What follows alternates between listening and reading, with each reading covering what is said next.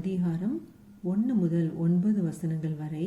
இவைகளுக்கு பின்பு யூதருடைய பண்டிகை ஒன்று வந்தது.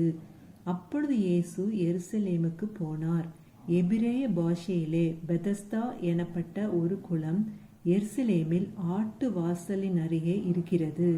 அதற்கு 5 மண்டபங்கள் உண்டு. அவைகளிலே குருடர், சப்பானிகள், சூம்பின உறுப்புடையவர்கள் முதலான வியாதிக்காரர் அநேகர் படுத்திருந்து தண்ணீர் எப்பொழுது கலங்கும் என்று காத்து கொண்டிருப்பார்கள்.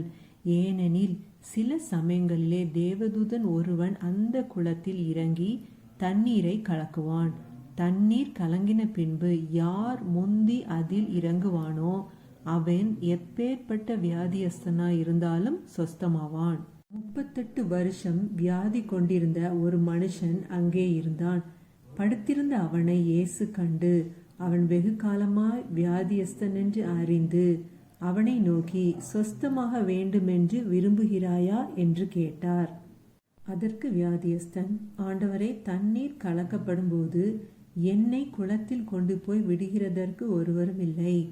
நான் போகிறதற்குள்ளே வேறொருவன் எனக்கு முந்தி இறங்கி விடுகிறான் என்றான்.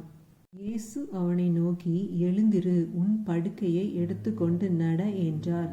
உடனே அந்த மனுஷன் சொஸ்தமாகி தன் படுக்கையை எடுத்துக்கொண்டு நடந்து போனான். அந்த நாள் ஓய்வு நாளாயிருந்தது.